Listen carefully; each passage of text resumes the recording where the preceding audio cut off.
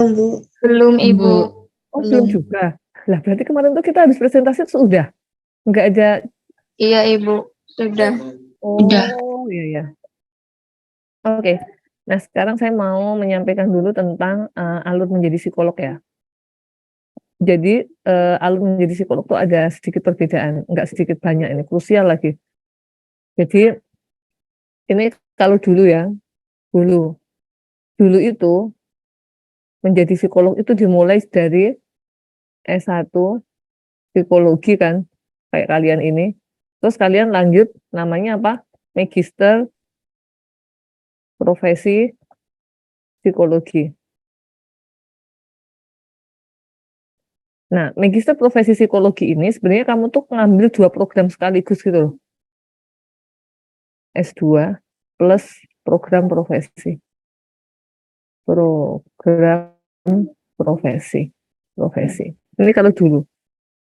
Nah, si magister dan program profesi ini ditempuhnya cuma ditempuh dalam waktu 2,5 sampai 3 tahun. Nah, kemudian di program ini ada namanya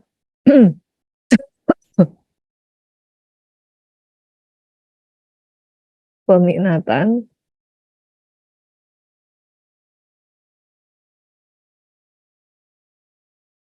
nih. Itu dulu.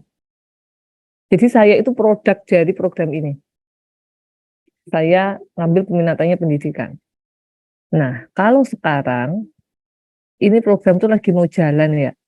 Jadi masih wallahu alam bisawab sebenarnya. Tapi memang udah diketok palu. Jadi ya bakalan kayak begini. Sekarang itu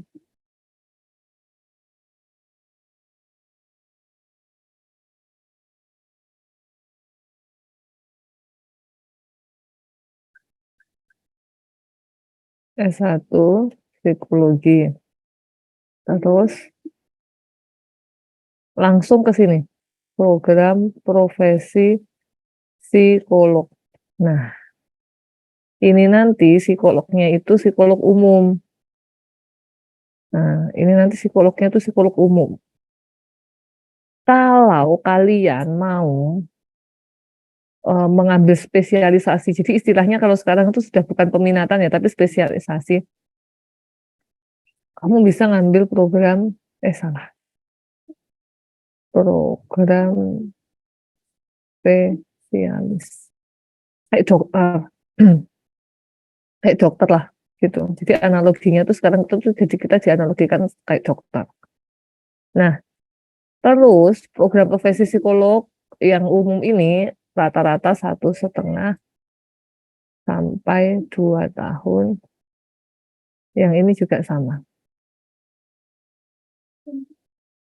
1,5 sampai 2 tahun. Nah, posisinya begini kalau yang sekarang. Jadi kalian tuh perlu prepare gitu. Ya mungkin di awal-awal banyak yang patah hati ya. Patah hati itu dalam artian, Bu, saya pinginnya yang S2 padahal sebenarnya sekalian. Kalau sekarang enggak. Sekarang ya kalau kamu mau jadi psikolog ya ngambilnya profesi gitu. Kalau kamu mau jadi S2 ya silahkan ambil S2. Karena S2 psikologi itu masih tetap ada. Tapi kamu pure yang ngambil kuliah S2 terus nanti bikin tesis gitu. Kalau kamu profesi ya nanti kamu pakai ujian-ujian kasus gitu. Sumpah psikolog dan teman-temannya. Itulah perbedaan program psikolog yang dulu dan sekarang. Ada komentar atau pertanyaan terkait program profesi ini? Profesi psikolog?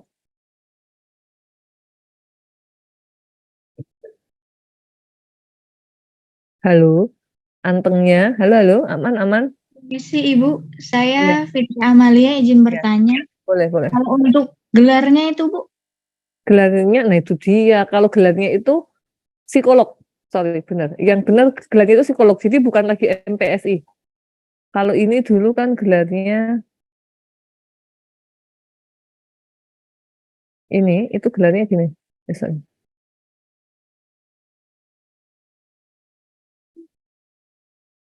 Ini tuh gelarnya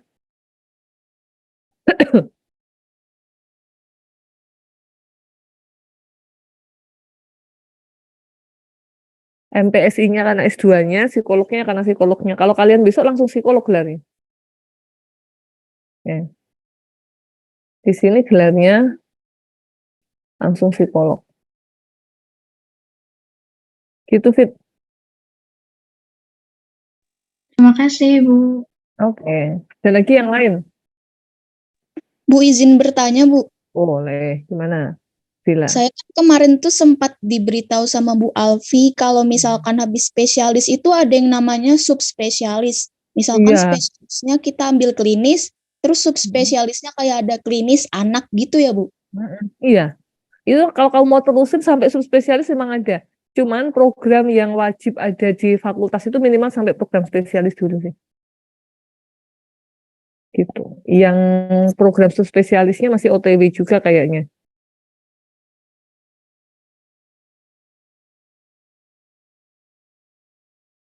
Gitu, Salsabila Nuranisa Wahyudi. Berarti belum ada yang ngadain subspesialis gitu ya, Bu?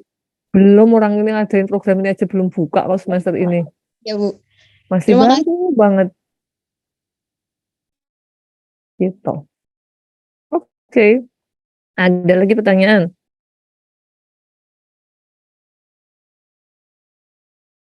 Cukup?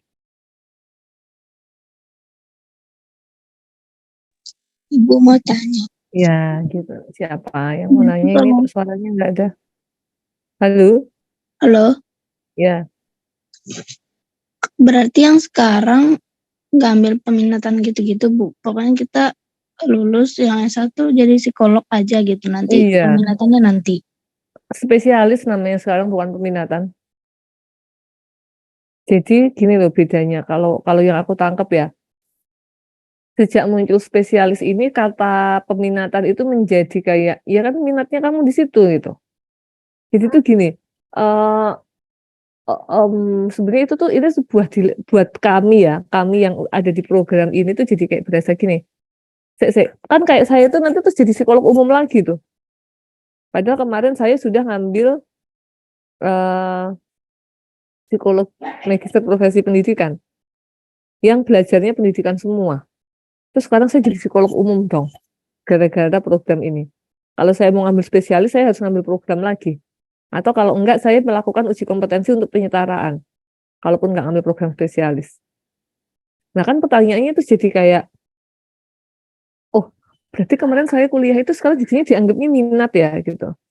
Bukan kompetensi, padahal apa yang saya minati itu saya pelajari itu terus jadi kompetensi sebenarnya.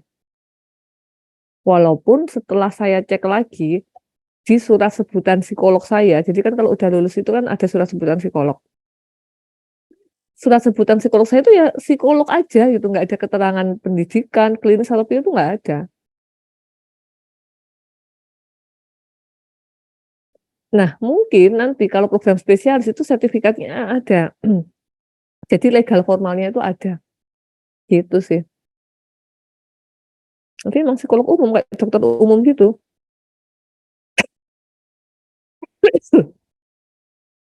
Gitu.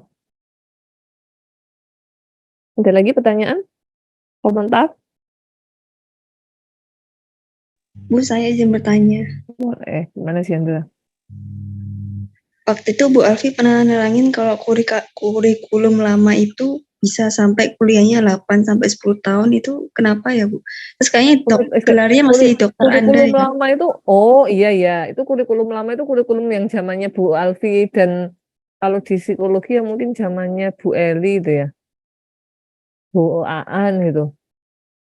Iya dulu tuh lama itu kan karena iya sama sebenarnya itu kita tuh balik ke kurikulum lama tahu.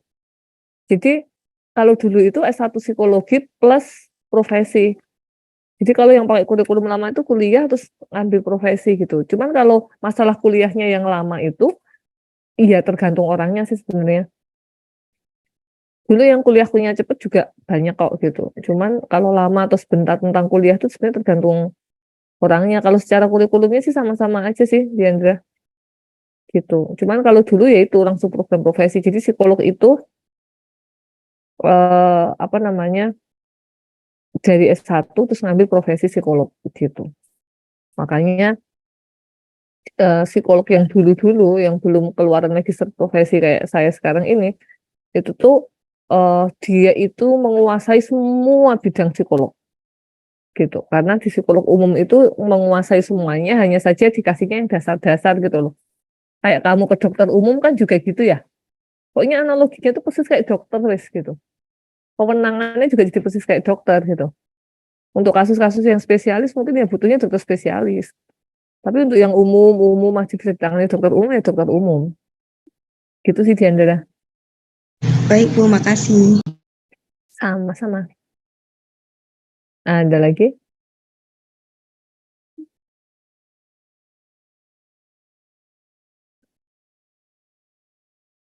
Ada?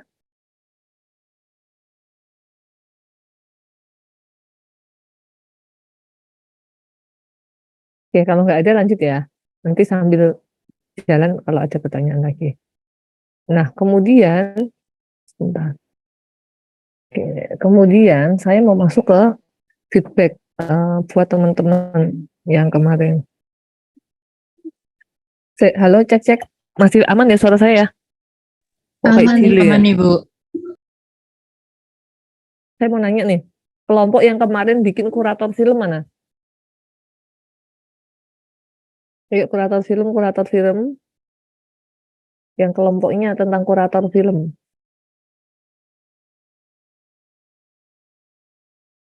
Iya, saya juga nggak apa kelompoknya. Kurator film pokoknya. Kalian tahu nggak sih kurator itu apa? Tahu Bu. Baru ada yang pernah dengar nggak kurator itu apa? Pernah.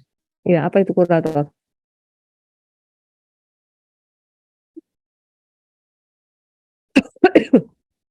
Apa?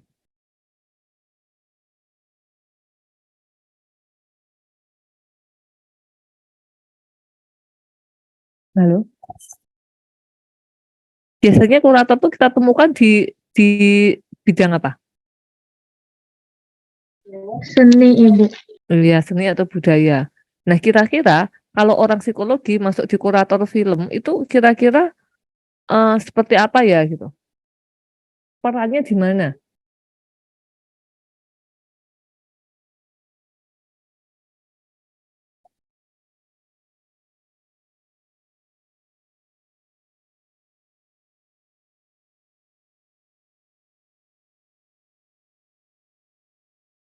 Halo? Mungkin menganalisis perkembangan seni, Bu. Menganalisis perkembangan seni ya. Nah, jadi gini, terus perannya psikologinya di mana?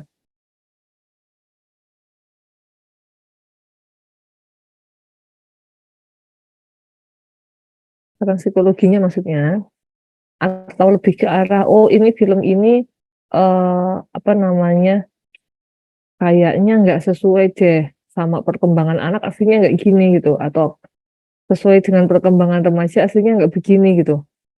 Kalau yang saya tahu itu ya mungkin sekarang istilahnya kurator saya nggak paham ya, tapi kalau konsultan film memang ada. Jadi untuk film-film yang memang dia mengangkat isu-isu tertentu terkait sama perkembangan, relasi dan sebagainya itu banyak para produser itu yang konsul dulu ke psikolog untuk membuat bagaimana film itu tuh enggak terlalu jauh gitu loh dari keilmuan psikologi yang notabene orang itu idealnya kan di psikologi kan belajar ya orang itu idealnya kalau usia sekian itu begini gitu atau mungkin misalnya memang dia memang mau ngambil sesuatu yang kaitannya ada kelainan psikologinya. Jadi bagaimana akan menggambarkan tokoh itu tuh nanya ke psikolog.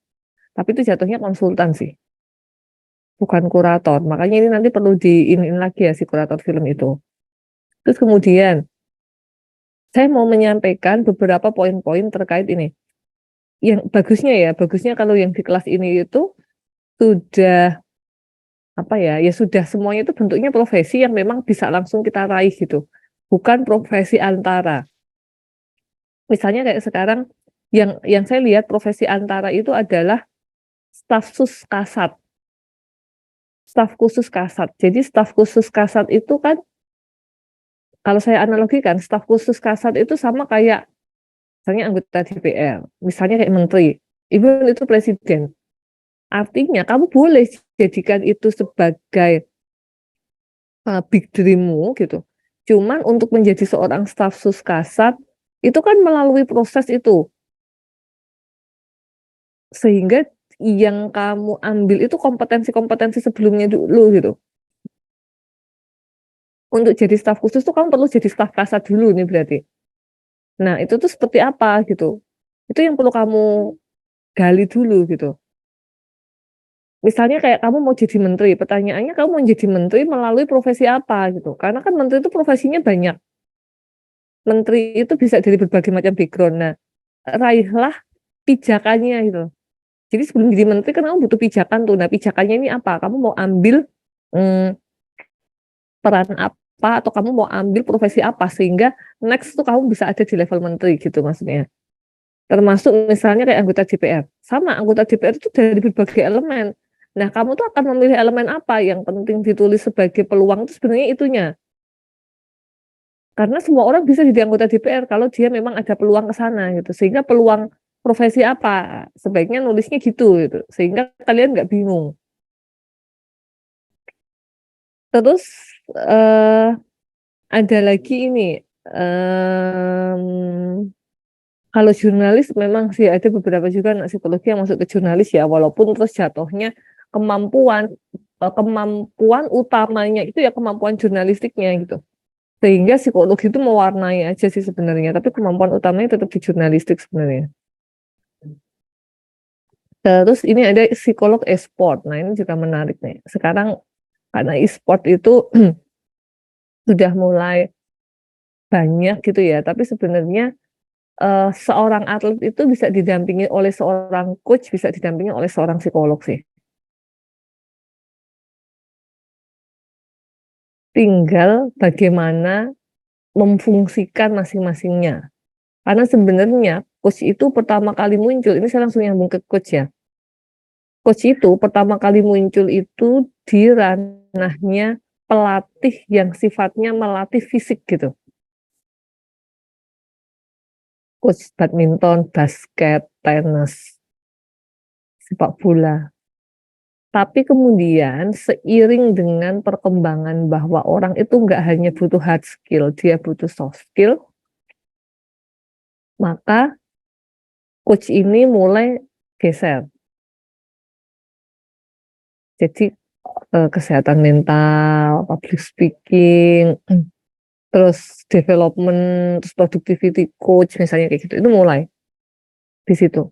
Walaupun sebenarnya ya seorang coach atau pelatih yang memang dia itu juga ngelatih skillnya, itu sebenarnya dia juga belajar mentalnya gitu.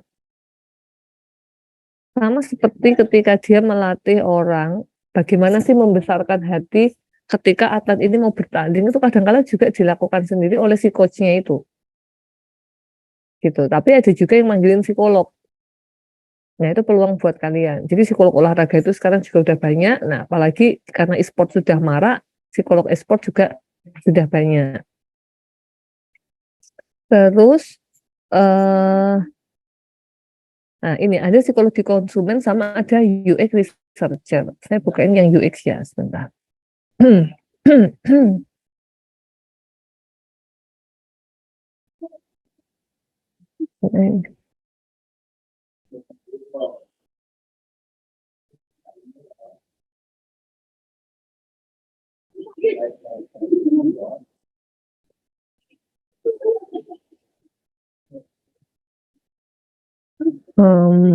Saya belum sempat share linknya ya, sebentar.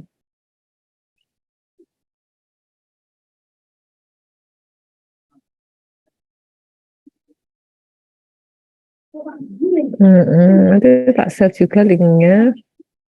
Ini saya bukakan dulu. Hmm. Hmm.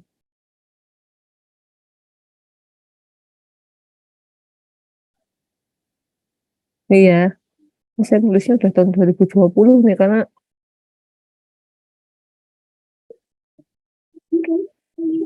nah ini dia. Dulu sih sebenarnya istilahnya psikologi konsumen, tapi sekarang itu istilahnya sekarang udah kayak begini loh. Udah lebih keren mungkin ya, karena anak-anak sekarang juga udah pinter bikin istilah-istilah.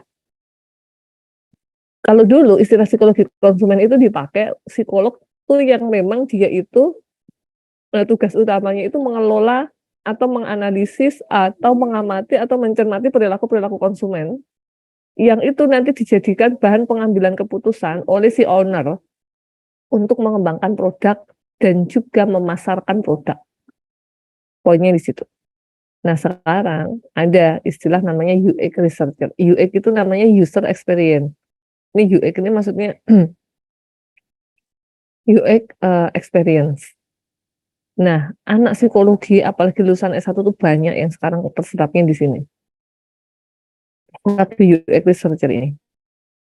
Nah, definisinya apa sih sebenarnya si UX researcher ini? Jadi sebenarnya user researcher itu adalah orang yang melakukan riset tentang pengalaman atau perilaku user dalam menggunakan atau berinteraksi dengan suatu produk tertentu. Nah, di beberapa sumber kadangkala UX researcher ini juga diistilahkan sebagai UX analis. Makanya jangan salah, kalau sekali kamu pesan di Shopee, ngeklik suatu barang, kamu bisa sampai check out dan itu barang datang, itu habis itu nanti kamu ditawarin lagi yang mirip, ya kan? Di Gojek, di GoFood, kamu makanan apa itu nanti ada tawaran-tawaran lagi yang mirip. Itu sebenarnya sudah diproses tuh, orang tuh udah ngeliat, termasuk kayak kamu ulang tahun diucapin selamat gitu kan. Mungkin Anda suka ini, mungkin Anda suka itu untuk penawaran tuh di situ. Nah, yang dilakukan seorang UX researcher itu apa? Ada 3 ini. Yang pertama adalah dia akan melakukan riset mandiri tentang berbagai produk dan pengalaman pengguna. 2, melakukan analisis dan pengumpulan data tentang perilaku user. Ini bisa di lapangan, dia bisa survei, dia bisa ngasih. Ya samalah kayak kalau misalnya dulu itu waktu juga zaman saya masih hamil ya, hamil saya berapa tahun ya, anak saya udah 10 tahun sekarang. Saya itu kalau beli susu di supermarket itu pasti ditanyain nomor HP terus dikasih survei. Nah, itu bisa tuh kayak gitu tuh. Tapi kayaknya kalau sekarang modelnya udah nggak gitu ya, tapi online. Terus kemudian presentasi hasilnya gitu. Nah, pertanyaannya adalah perusahaan apa saja sih yang membuka lowongan? Biasanya adalah startup. Karena startup itu kan perlu berkembang dengan cepat ya. Gitu. Jadi kalau dia dan startup itu kan pendanaan utamanya dia mengandalkan dari investasinya orang gitu. Jadi kalau misalnya dia nggak cepat, nggak ngikutin perkembangan, terus jadi nggak banyak usernya kan, ya akhirnya tutup aja startupnya gitu. Nah, bagaimana ilmu psikologi berperan? Nah, jadi si ilmu psikologi ini berperan pertama kan kamu juga belajar tentang riset itu juga ada di situ. Riset, tapi kemudian sense of humanmu tuh atau sense of psikologimu tuh kamu jadi bisa melihat gitu loh dari data-data yang ada itu, kamu bisa menganalisis sesuai dengan tema-tema yang juga kamu pelajarin dulu di kuliah gitu. Sehingga risetnya tuh enggak pure murni cuman hitungan angka grafik gitu loh, tapi kamu bisa memaknainya. Bisa melihat, oh kenapa ya kecenderungannya anak usia segini itu sukanya yang kayak begini. Bisa dikaitkan dengan teori perkembangan misalnya. Oh kenapa ya emak-emak usia segini itu sukanya yang kayak begini. Oh ini sekarang ada kondisi apa, ada fenomena apa gitu. Itu sih UX gitu. Ada pertanyaan? Ada pertanyaan nggak?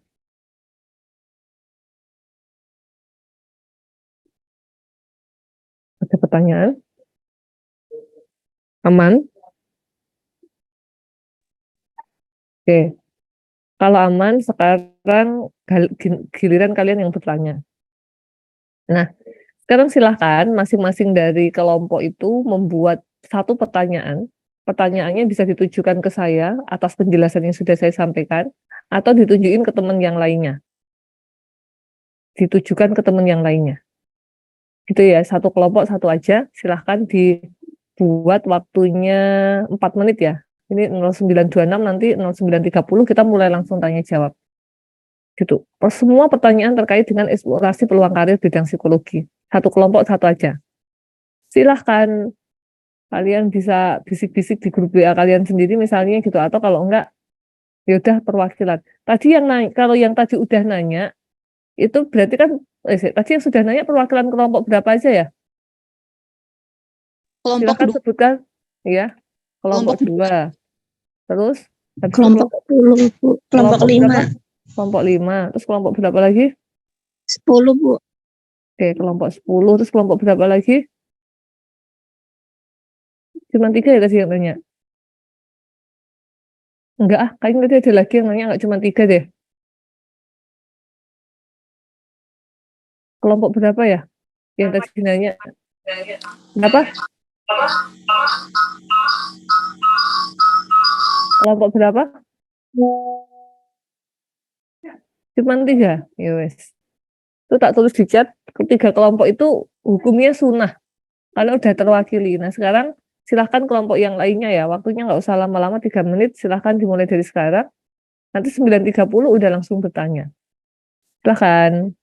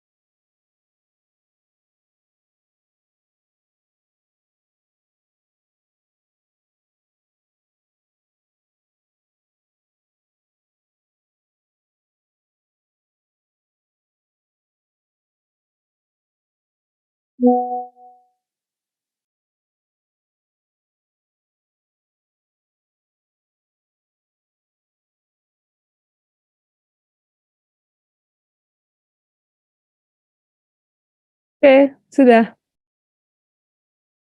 Yuk, siapa dulu yang mau bertanya? Dari kelompok mana mau ditujukan ke kelompok mana? Kelompok 1, mana kelompok 1?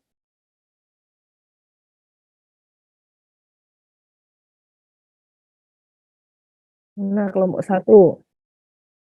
Mau nanya apa terkait dengan peluang karir? Sebenarnya boleh. Mau dijelaskan ulang terkait yang ini oleh kelompok ini gitu boleh.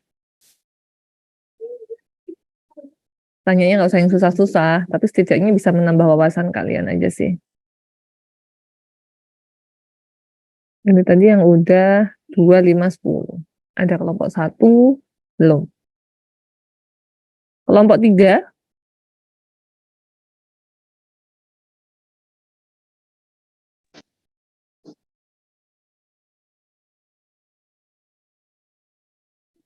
kelompok 4,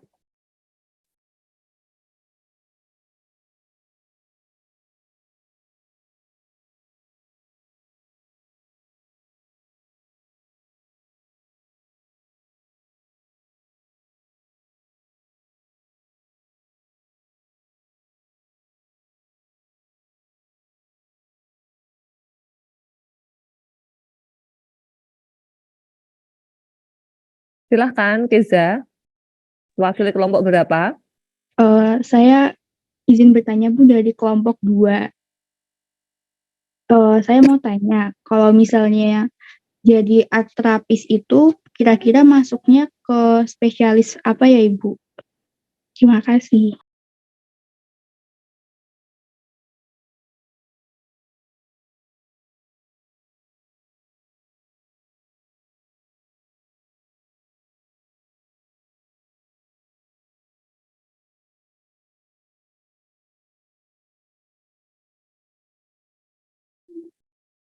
Ini masuknya spesialis apa itu psikolognya atau apanya? Iya Ibu, psikolognya. Sebenarnya kalau art terapis itu harus psikolog ya? Pertanyaan saya malah itu.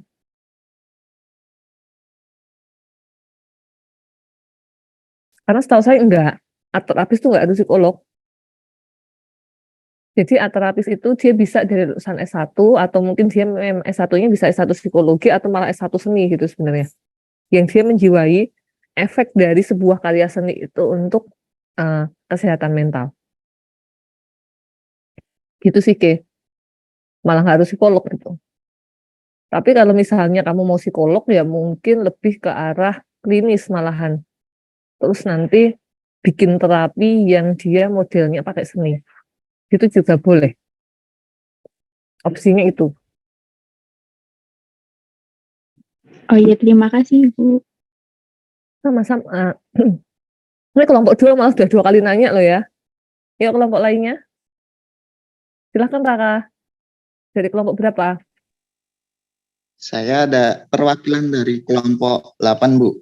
Oke, silahkan. Izin bertanya, tadi kan Ibu menjelaskan psikolog seni. Nah, saya kan tertarik tentang seni kan, Bu. Mm-mm. Dalam psikolog seni itu ada apa aja ya, Bu? Itu aja sih, Bu. Aku tuh nggak jelasin psikolog seni loh ya. Aku tuh bilangnya kalau kamu mau jadi terapi seni melalui jalur psikolog, itu kamu ngambilnya psikolognya klinis. Tapi kemudian terapi-terapinya kamu ngambil yang pakai seni. Gitu, Raka. Jadi memang kalau psikolog seni itu saya sih belum pernah ya. Dan itu kayaknya nggak ada di nomenklaturnya profesi psikologi. Karena eh, bagian besarnya ya tadi kayak apa namanya klinis pendidikan PIO dan sebagainya gitu. Cuman itu tuh kan analoginya jadi kayak patahan ya gitu. Kalau judulnya sih kamu maunya psikolog seni ya berarti kamu mau jadi psikolog dulu. Nah sekarang senimu tuh mau kamu pakai apa nih? Yang memungkinkan seni itu dimasukkan dalam proses terapi yang memang di klinis sebenarnya. Atau kalau enggak pendidikan gitu. Itu sih Raka sebenarnya. Jadi psikolognya diambil dulu, mau ngambil psikologi pendidikan atau psikologi klinis, tapi kemudian nanti menangani klien-kliennya kasusnya itu dengan pendekatannya yang seni itu. Tapi kalau kamu mau jadi terapi seni, nggak usah jadi psikolog, nggak apa-apa. Gitu. Jadi kamu lebih ke arah memang terkait dengan, jadi kamu punya komunitas yang di situ tuh memang dia itu lebih ke arah gimana sih healing, mengatasi kecemasan, apa-apa dengan seni. Gitu sih. Baik, Bu. Terima kasih. Sama-sama. Lanjut, Anjali dulu kayaknya tadi sebelum Goliza. Anjali kelompok berapa? Saya perwakilan dari kelompok 5, Bu. Oke.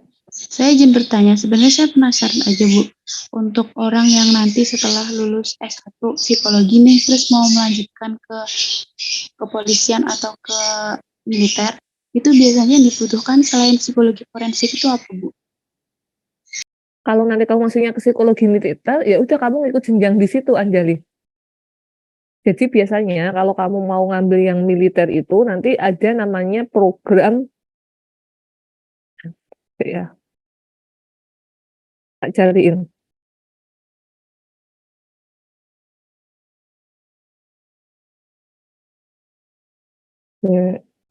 Namanya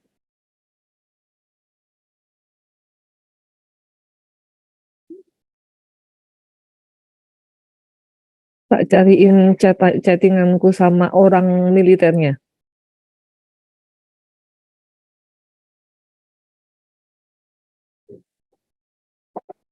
Hmm.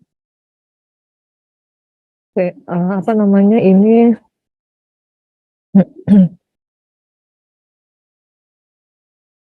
programnya itu namanya itu ini.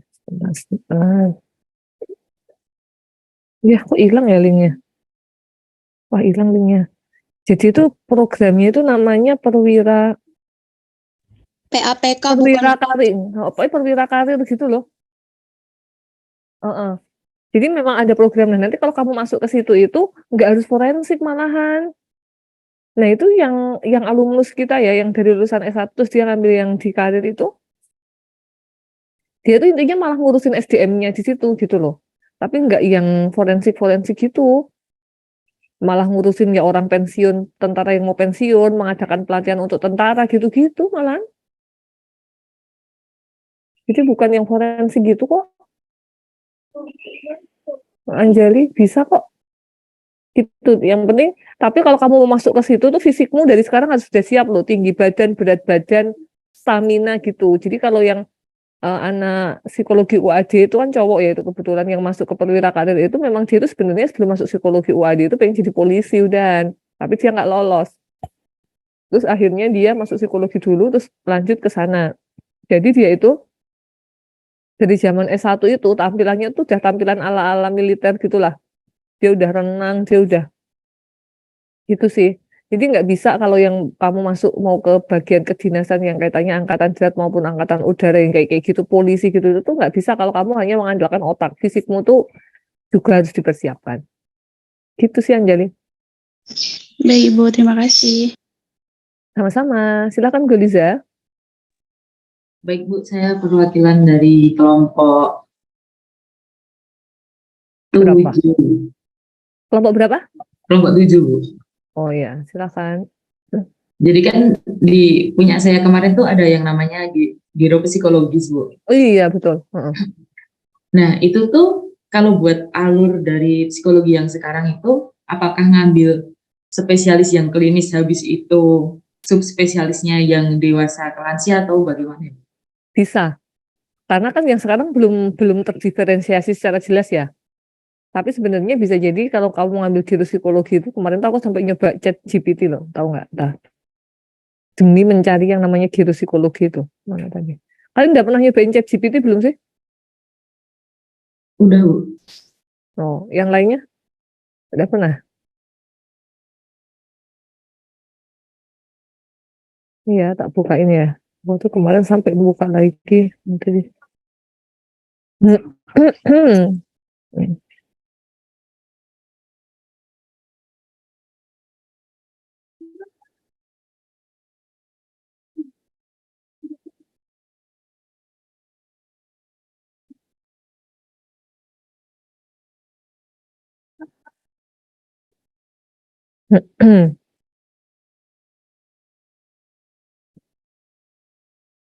Pinter ya dia ya, GPT itu ya. Jadi kalau di Indonesia itu sebenarnya gini, belum ada. Jadi kayak semacam kan giro psikologi itu dari gerontologi sama psikiatri ya atau apa gitulah istilahnya. Jadi itu beberapa memang orang kedokteran tuh malah ada yang concern di situ sebenarnya. Nah, tapi nanti kalau psikolog udah jadi bisa terjadi kemungkinannya gitu. Psikologi umum atau psikologi spesialisnya mungkin kamu ngambilnya yang perkembangan atau klinis gitu kan. Terus kemudian nanti subnya adalah lansia itu. Itu mungkin, sangat mungkin yang tadi kamu prediksikan itu sangat mungkin. Kalau sekarang mau berkecimpung dari sekarang, ya mungkin lebih ke arah komunitas-komunitas yang dia concern sama lansia aja. Jadi kamu kayak semacam membangun pengalaman dulu gitu. Gitu deh. Baik Bu, terima kasih Bu. Oke, sama-sama. Lanjut, Safira. Baik Ibu, saya perwakilan dari kelompok 4 ingin bertanya. Untuk S2 psikologi itu yang umum apakah ada koas seperti kedokteran atau koasnya itu yang di spesialis? Misal ada koasnya itu kayak di klinis, pendidikan atau cuma di klinis aja Bu? Terima kasih. Ini S2 psikologi ya? Safira ya? Bukan program profesi toh? Iya. Ya. Jadi kalau S2 psikologi itu nanti juga ada peminatannya. Kamu mau peminatan apa? Klinis, bio, sekolah, gitu-gitu aja. Forensik itu kayaknya malah peminatan S2 psikologinya UI deh. Kayaknya loh. Nanti tak cek deh webnya. Gitu, jadi ada peminatannya S2-nya. Tapi karena dia science, ya lebih ke fokus riset, bukan untuk praktek. Karena dia bukan psikolog. Yang bisa praktek itu psikolog. Kalau yang S2 psikologi ya mungkin prakteknya konseling, yang gitu-gitulah masih. Tesnya paling tes bakat minat gitu, yang tesnya tipe apa C ya kayaknya, yang nggak terlalu butuh supervisi dari psikolog gitu. Gitu Safira. Baik Ibu, terima kasih. Oke, Syifa. Baik Ibu, saya perwakilan dari kelompok 3 izin bertanya. Yang mengenai alur sekarang itu kan berarti dia S1 psikologi, habis itu program profesi psikolog, habis itu program spesialis Ibu. Nah, berarti kan S2-nya dia sunnah ya Bu? Iya, S2-nya sunnah. Kalau kamu nggak mau jadi dosen ya nggak usah ngambil S2. Oh berarti maksud aku plus minus kita buat ngambil S2 itu selain kalau nggak mau jadi dosen apalagi ya Ibu? Terima kasih. Mungkin kalau misalnya ada kualifikasi mungkin gini, kan S2 itu kan misalnya kayak di BRIN. BRIN itu LIPI yang Lembaga Ilmu Pengetahuan Indonesia dulu. Sekarang jadi Badan Riset Inovasi Nasional, BRIN. Itu butuh peneliti bidang psikologi harus S2. Nah, itu bisa jadi peluang karirmu. Tapi biasanya yang butuh S2 kan dosen. Kalau psikolog mah profesi mah pakai program profesi aja buat praktek, nggak masalah. Oh, oke, terima kasih Ibu. Sip, sama-sama. Lanjut. Ini kelompok 1 belum loh. Yang udah itu Ibu kelompok. izin bertanya. Iya boleh. Kelompok berapa April? Saya perwakilan dari kelompok 1 Bu. Waduh, langsung disebut langsung muncul. Baiklah. Kalau mau ngambil psikolog anak tuh peminatannya di psikolog klinis apa pendidikan perkembangan ya Bu? Bisa dua-duanya. Bisa dua-duanya. Jawabannya bisa dua-duanya April. Udah itu. Iya Bu, terima kasih. Ya, kecuali nanti kalau nomenklaturnya udah jadi ya, terus ada ternyata peminatan anak itu masuk di spesialisnya klinis atau pendidikan gitu ya, kita ngikut aja. Tapi kalau sekarang bisa dua-duanya. Gitu deh, lanjut. Bu izin bertanya. Yo, sabar, satu-satu. Yang mana dulu nih? Siapa dulu? Bu izin bertanya Bu. Oh, loh, Pril, kamu kok ada dua tuh, Pril? Ini Amalia Putri dari kelompok 1. Nah ini tadi Aprilia Mayang Tati juga toh? Iya, saya mau bertanya satu hal. Iya, Piye. Bu, kalau lulusan psikologi itu apakah bisa jadi guru BK? Bisa. Tapi biasanya guru BK-nya di sekolah swasta. Kalau di sekolah negeri biasanya butuhnya yang punya sertifikat pendidik. Oh, berarti kalau yang bisa nerima itu di sekolah swasta-swasta gitu ya, Bu? Nah, biasanya kalau psikologi itu malah lebih ke arah itu loh, guru pseudo teacher tuh loh. Jadi kayak semacam, jadi dia itu guru pendampingnya anak-anak berkebutuhan khusus gitu. Kalau di sekolah-sekolah swasta mahal tuh di situ gajinya. Gede tuh gajinya. Berarti kayak SLB gitu ya, Bu ya? Bukan, sekolah inklusi. Jadi misalnya kayak Budi Mulia itu ada sekolah inklusinya. SD Intis itu juga ada sekolah inklusinya. Nah itu dalam satu kelas, kalau sekolah inklusi itu kan ada satu anak atau maksimal 3 anak lah. Itu tuh yang dia berkebutuhan khusus. Nah dia itu selain punya guru kelas, dia itu punya guru pendamping. Nah guru pendampingnya itu kayak kalian-kalian ini. Lulusan S1 psikologi. Oh gitu. Baik Bu, makasih Bu. Yuhu. Lanjut. Akbar. Halo Bar. Tadi yang Salsabila Nuraisa tadi kan udah nanya gantian ya. Nanti juga tak kasih kesempatan nanya tapi yang belum dulu. Halo Bar, ini kepencet atau mau nanya beneran Bar? Sinyal saya kurang baik di sini Bu. Kedengaran nggak iya. suara saya Bu? Kedengaran. Clear. Izin bertanya Bu, terkait guru di sekolah kepribadian itu nanti kerjanya itu seperti apa Bu? Terus itu memang bagusnya dari perkembangan atau dari pendidikan, Bu? Kalau guru kalau guru di sekolah kepribadian itu sebenarnya nggak terlalu spesifik ya. Karena kan gini, sekolah kepribadian itu kan yang penting kamu tuh punya kepribadian, ya iyalah. Tapi maksudnya gini, Bat. Jadi kalau kamu mau jadi guru di sekolah kepribadian itu kamu dari S1 psikologi background umum aja nggak apa-apa. Yang penting kualifikasimu tuh dibutuhin sama sekolah itu. Makanya kalau kamu mau jadi guru di sekolah kepribadian itu kan biasanya ada wawancara dan sebagainya ya untuk melihat bahwa oke, kamu masuk atau enggak nih gitu. Makanya kalau mau jadi guru di sekolah kepribadian itu paling kalau mau nambah tuh ya sertifikasi tuh gitu. Jadi terkait dengan kalau sekolah kepribadian itu kan semuanya ya gitu ya, semuanya gitu ya. Ya dia itu dari segi penampilan, dari segi pembawaan, dari segi cara bicara gitu kan. Jadi kalau mau nambah-nambah sertifikasi ya lebih ke arah misalnya kayak sertifikasi public speaking-nya juga ditambah. Terus kemudian beberapa sertifikasi yang mendukung kepribadian itu sendiri gitu. Seingatku ada kok, nanti kamu cari di LSP ya, atau di googling aja sertifikasi terkait dengan itulah. Kalau mau jadi guru kepribadian itu nanti ada beberapa sertifikasinya gitu, yang nanti bisa diikuti gitu. Salah satunya seingatku tuh public speaking. Karena kan di guru sekolah kepribadian itu kan nanti juga diajarin bagaimana dia itu bisa tetap ya maksudnya kalem. Biasanya kalau yang dimasukin ke situ tuh kan kalau yang di maskapai itu pasti nanti ada model-model terus ya yang kayak gitu gitulah. Bu, interupsi, Bu. Boleh. Itu tadi sinyalnya keputus pas Ibu bilang setahu aku itu tadi. Oh ya. Setahu aku ada sertifikasinya itu. Yang guru sekolah kepribadian itu.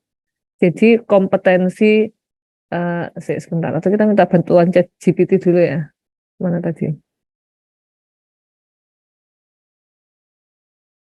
Kompetensi yang dibutuhkan. Aku dari kemarin pakai ini terus loh. Waktu di kelas 11 juga kompetensi.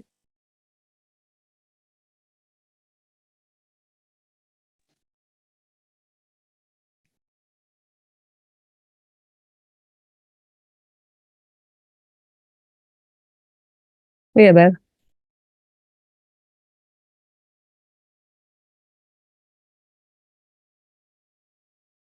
Tuh. Jadi memang psikologi dan pendidikan karakter tapi umum gitu. Kamu nggak perlu. Jadi kalau yang di komunikasi itu public speaking-nya.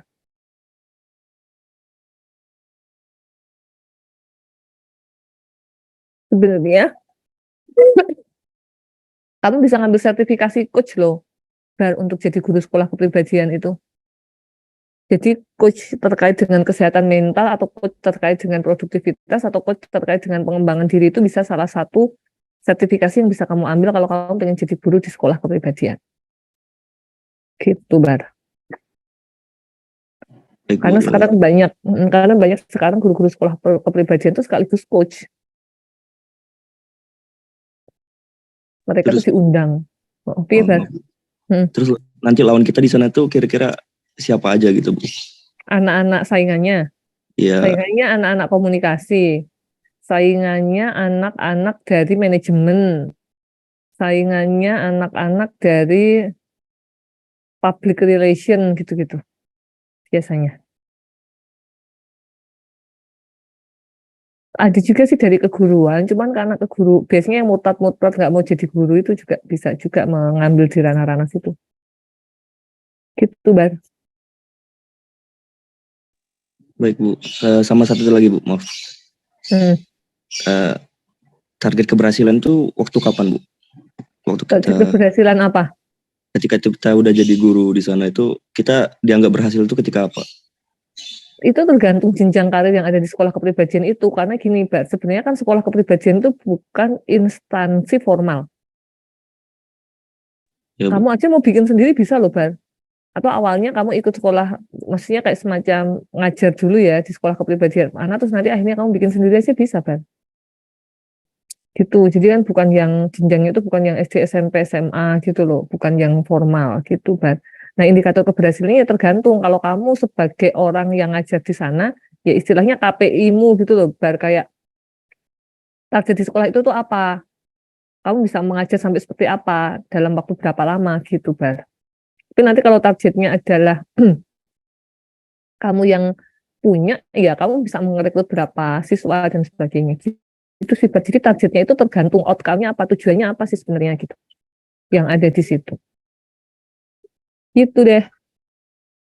Baik Bu, terima kasih. Soalnya kan masih bingung gitu. Itu kan sekolah non formal soalnya Bu. Iya, betul.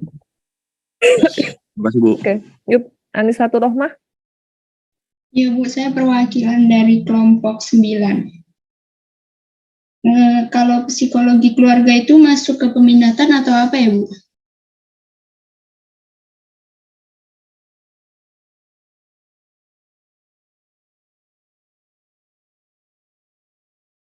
Kalau psikologi keluarga itu mungkin nanti kalau udah ada peminatan bisa masuk peminatan ya. Tapi kalau yang sekarang ini orang-orang yang sering pegang kasus keluarga itu biasanya orang-orang klinis sama orang-orang pendidikan. Gitu Nis. Iya, Bu, Tapi nanti makasih. kalau udah ada peminatan mungkin ya ada gitu. Karena kalau yang aku lihat ya, mereka-mereka yang psikolog keluarga itu karena jadi mereka orang-orang klinis, orang-orang perkembangan, orang-orang pendidikan. Salah satu dari 3 itulah yang memang dia concernnya di family issue. Karena dia sering ke situ, sering melayani kasus-kasus itu, ngeriset-ngeriset itu, makanya dia akhirnya mengklaim dirinya psikolog keluarga. Tapi di sisi lain, ada juga coach parenting. Jadi S1 psikologi yang dia itu concern ke keluarga, terus dia ngambil pelatihan hipnoparenting gitu-gitu lah. Itu juga bisa nih.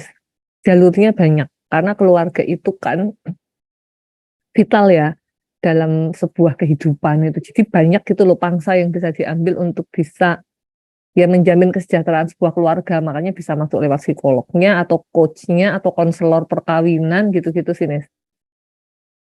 Tapi kalau yang kita di psikologinya basicnya antara perkembangan pendidikan sama klinis gitu. Baik Bu, makasih. Oke, silahkan Zalfa. Saya Zalfadila dari kelompok 2, Ibu. Izin bertanya. Kan di sini saya sebenarnya belum bisa menentukan minat karir saya ke depannya di psikologi ya Bu ya. Nah, dia saya mau bertanya gini, kalau misalnya saya tuh punya minat di 2 tempat, psikologi dan juga bahasa atau sastra asing gitu. Terus apakah ada interkoneksi antar kedua ilmu tersebut? Jadi bisa mengarahkan saya ke kayak jalur karir saya ke depannya nanti apa gitu Bu. Dan terus nanti jalur yang harus saya tempuh untuk mendapatkan apa sesuai minat saya itu bagaimana Bu? Terima kasih. Sebenarnya kalau bahasa sama psikologi itu dua-duanya basic sih.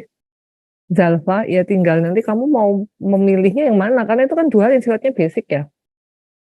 Kalau misalnya kamu tuh mau, misalnya kayak kamu mau ngambil entah itu konselor, entah apapun gitu ya, kalau kamu menguasai terkait dengan bahasa itu kan, kamu bisa membuat karya-karya juga kan, entah itu bentuknya tulisan, entah itu bentuknya buku, entah itu nanti kamu bikin talk show dan teman-temannya gitu loh.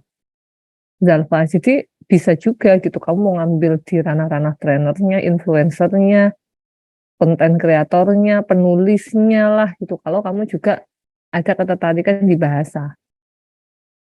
Jadi kayak semacam bagaimana kamu menuangkan apa-apa yang kamu pelajari di psikologi atau pengamatanmu terkait dengan perilaku orang di sekitarmu itu ya dalam banyak hal. Sebenarnya itu sih sangat cair itu 2 hal itu sebenarnya Zalfa. Baik Ibu. Berarti nanti ngambilnya misalnya peminatan itu ngambilnya apa Ibu lebih baiknya? Kalau kamu mau ini kamu mau jadi psikolog atau bukan? Psikolog Ibu. Oh, kalau kamu mau jadi psikolog kan sebenarnya gini, kalau psikolog gini loh, kalau klinis sama pendidikan itu ya sebenarnya itu kan kamu lihat analisa Widianingrum itu kan basicnya psikolog klinis tuh. Iya Ibu, betul. Jadi misal ya nanti tergantung bahasamu sama peminatanmu di psikologinya tuh mau ke apanya. Mungkin yang bisa bantu itu sih Zalfa. Tinggal skillmu kebahasaan itu nanti mendukung gitu. Tapi sekarang yang kamu minat itu, kamu tuh mau minat menolong orang-orang yang dalam tanda kutip, kalau klinis itu kan lebih ke arah orang-orang yang udah sakit ya. Kalau pendidikan itu kan ke orang-orang yang dia sehat, mau dibikin lebih sehat gitu ya. Yang atau kalaupun dia sakit itu enggak sesakit kayak yang di klinis misalnya kayak gitu loh. Zalfa, kamu tinggal mengarahnya mau pilih kemana aja gitu. Tapi kamu punya kemampuan untuk bisa membagikan ilmumu itu ya. Apalagi kamu juga tertarik di bahasa. Tinggal nanti apa kamu mau misalnya kamu entah itu apa namanya psikolog atau konselor ataupun trainer ataupun content creator itu mengarahnya ke apa. Oke, baik Ibu, terima kasih. Oke, jadi yang dipilih malah jangan bahasanya sama psikologinya. Jadi malah minatnya dulu, terus kemudian baru bahasa sama psikologinya itu mensupport minatmu, gitu sih. Silahkan, nggak usah. Baik Bu, mohon izin bertanya. Kan kemarin itu saya sempat bingung ya Bu, tentang yang peraturan baru itu setelah S1 nanti bisa lanjut ke profesi. Nah kemarin saya sempat bincang sama Mas Aji itu Bu yang TNI, kan saya Oh kedepannya iya, mau daftar gitu. Kata beliau tuh kalau misalkan di TNI itu buat spesialis, terserah Bu mau ngambil apa, nanti ada subbagiannya lagi ketika udah jadi tentaranya Bu. Nah yang saya maunya itu Bu, nanti sebaiknya setelah S1 ini saya langsung mendaftar atau saya lanjut ke profesi dulu Bu? Ya kan gini, nek saran saya malah gini, di TNI itu ada 2 program. Kamu bisa lewat jalur yang S1 terus mendaftar atau profesi dulu terus mendaftar. Dua-duanya bisa. Aji itu yang S1 terus mendaftar. Nah aku nggak ngerti kalau Aji itu sekarang mau jadi psikolog, apakah dia akan disekolahkan lagi, nggak ngerti aku. Teman saya yang polisi itu ada yang dia S1 terus jadi polisi. Kemudian dia ngambil mapro waktu itu, industri. Terus sekarang begitu dia lulus dia langsung jadi kepala polisi gitu-gitulah. Itu juga ada yang kayak gitu. Atau ada satu lagi tuh selain Aji itu ada namanya Sodikin. Sodikin itu S1 langsung ngambil profesi, profesinya aja pendidikan loh. Yang ngambilnya itu aja dia langsung bisa masuk ke kayak Aji itu di bagian militer-militer gitu sih. Nah, jadi sebenarnya tergantung kamunya secara finansial, secara kesiapan mental itu kamu tuh mau sekolah lagi dulu baru ke sana atau udah saya S1 terus langsung masuk ke sana dulu gitu.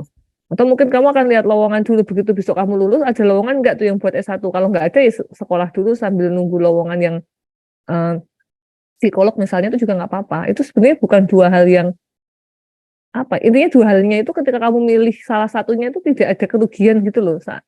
Sebenarnya kalau aku lihat. Oh begitu ya Bu. Jadi semisal dari profesi itu nanti ada jenjangnya lagi ya Bu kalau kita mau daftar gitu Bu? Nanti ada yang memang butuhnya psikolog. Walah, baru tahu saya Bu kalau yang dari psikolog gitu. Iya ada. Jadi tak kasih namanya Sodikin aja ya. Nanti kamu biar punya referensi ya. Bisa Bu. Kamu japri aku dong. Nanti tak kasih namanya Oke Sodikin. siap Bu. Terima kasih ya Bu. Oke, sama-sama. Yuk, ada lagi yang mau nanya?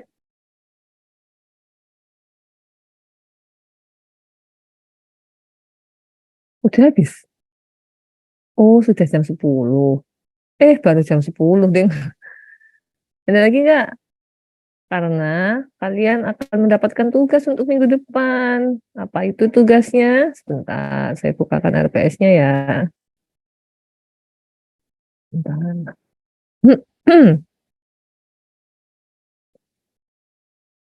Oh, enggak, Ding. Pertemuan 5 tuh langsung dosen menjelaskan, Ding. Belum ada tugas. Oh, ya udah. Ya wes lah, selamat mudik. Nggak ada tugas kalian. Kamu bisa mudik siap-siap. Oh, dia. Silakan dia. Saya izin bertanya, Bu. Jadi kan dulu waktu kode etik tuh pernah dibilang kalau misal psikolog lulusan luar negeri kalau mau kerja di Indonesia kan harus kayak punya sertifikat khusus biar bisa kerja di Indonesia. Nah, kalau misal kita dari Indonesia tapi mau jadi psikolog di luar negeri itu harus ada pendidikan khusus lagi atau sertifikat khusus lagi nggak, Bu?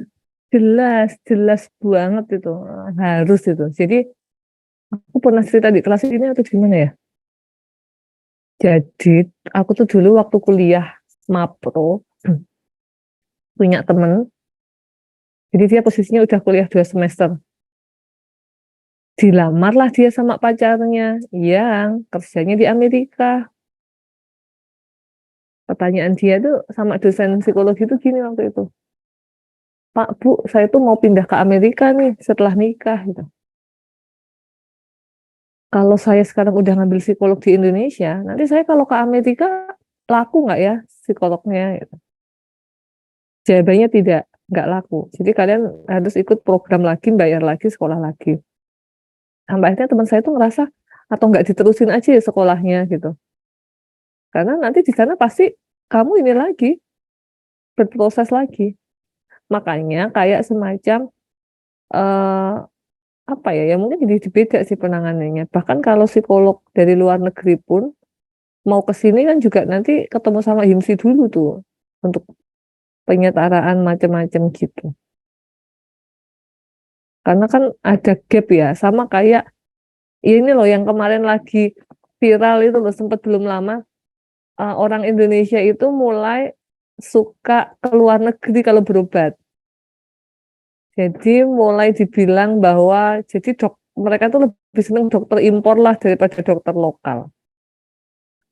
Terus kemudian kalau kalian ikut Instagramnya Dokter Dika itu follow Instagramnya Dokter Dika itu bilang, iya kalian ke luar negeri, tapi kalian tuh kalau sama dokter luar negeri tuh kalian nggak akan bisa bilang masuk angin loh. Jadi ada beberapa terminologi Indonesia yang nggak akan dipahami sama luar negeri. Gitu. Makanya bagaimanapun juga ya kita tetap menang karena kita punya, kalau di daerah kita sendiri ya, karena kita punya value yang beda. Gitu dia. Jadi kalau kamu nanti mau pindah ke luar negeri, kamu harus siap sekolah lagi. Baik Bu, terima kasih. Oke. Lanjut.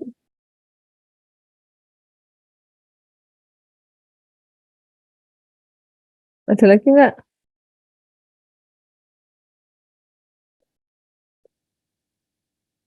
Silahkan Bar, gimana Bar? Bu izin masuk Bu. Boleh. Menurut Ibu pekerjaan yang ada korelasi antara pendidikan sama organisasi itu apa sih Bu? Organisasi yang dimaksud organisasi apa dulu Bar? Yang jelas bukan organisasi pergerakan sih Bu. Enggak, maksudnya kalau organisasinya tuh aku tuh bayanganku PIO gitu. Iya, Atau organisasi apa gitu. Yang perusahaan gitu Bu. Tapi ada berbau pendidikan gitu Bu. Apakah kita harus jadi staf di majelis atau apa gitu atau gimana Bu? Sebenarnya kalau misalnya, jadi ini contoh ya, Garuda Indonesia itu tuh punya semacam namanya GITC, Garuda Indonesia Training Center.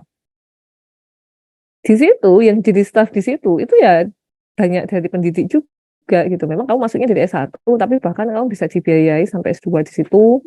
Terus ya kayak tadi kamu ngelatih pramugarinya, ngelatih pilotnya, ngelatih stafnya gitu. Jadi itu saya ingat waktu suami saya itu diterima di Garuda itu, terus dia jadi karyawan baru itu, dia itu ikut personality class yang sampai diajarin cara make up gitu. Jadi suami saya itu sempat pulang tuh bawa satu buku yang cara bermake up yang itu biasanya dikasihnya ke staf wanita ataupun pramugari gitu. Ini pun sisa nih gitu dari pelatihan tak buat satu buat bunda gitu kan. Jadi lihat tuh ya ampun sampai segitunya gitu. Itu ada Bang. Nah kalau misal itu yang di BUMN ya, kalau yang di PNS itu kan banyak juga tuh kantor-kantor yang memang dia fokusnya ke pendidikan dan pelatihannya Bang. Banyak. Jadi kalau di PNS ya paling kamu kerjanya nanti di BKD, Badan Kepegawaian Daerah BKD itu, atau mungkin apa istilahnya itu Widya Iswara itu juga bisa Bang. Itu tugasnya nanti training aja dia. Tapi yang kaitannya juga ke organisasian. Gitu sih. Halo, Bar. Ya Bu, berarti kayak yang kayak gitu sertifikat tuh emang perlu ya Bu? Makanya setelah kamu lulus, kamu ikut beberapa sertifikasi itu tuh kayak semacam nambahin portofoliomu gitu loh, Bar. Kalau kamu mau ke Dikela terus kamu, oh aku punya sertifikat coach, oh aku punya sertifikat public speaking, oh aku punya sertifikat apa ya, pendamping komunitas misalnya, atau aku punya sertifikat. Nah itu tuh kan orang tuh jadi mikir, oh ya aku memang lagi butuh orang yang bisa kayak gini nih, dan dia udah certified gitu. Baik Bu, terima kasih. Oke. Lanjut. Siapa lagi? Ini sesi tanya jawab doang sih hari ini.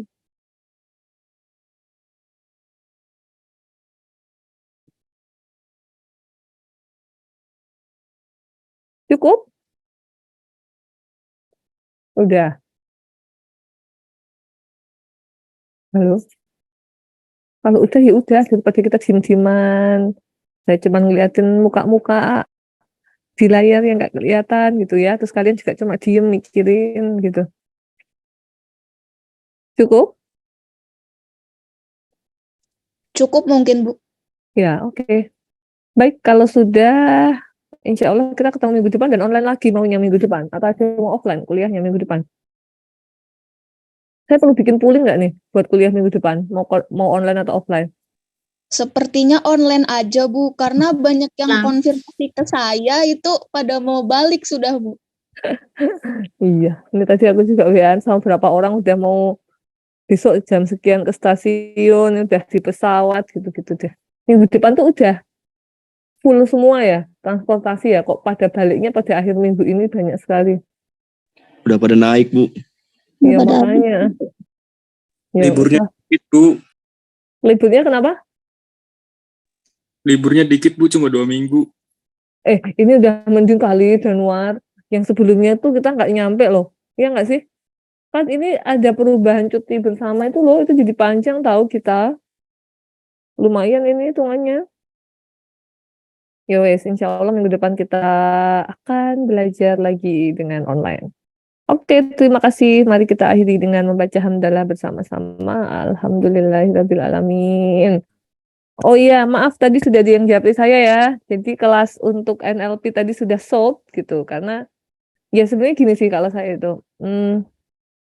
Kalau kalian mau belajar ilmu-ilmu yang itu tuh, apa namanya, perasan praktisnya psikologi itu kalian juga nanti yang akan pakai gitu. Karena di kelas-kelas itu kamu tuh akan ketemu sama bukan orang-orang psikologi gitu.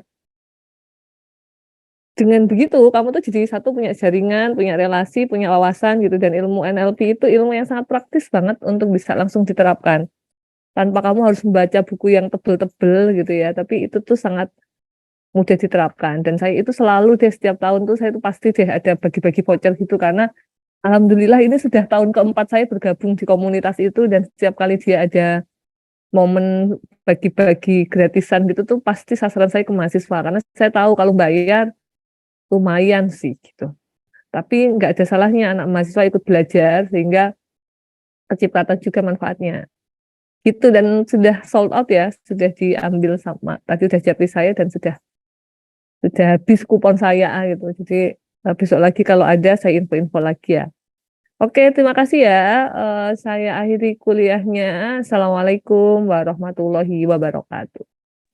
Waalaikumsalam warahmatullahi wabarakatuh. Terima kasih, Bu. Terima kasih, Bu. Yuk, sama-sama.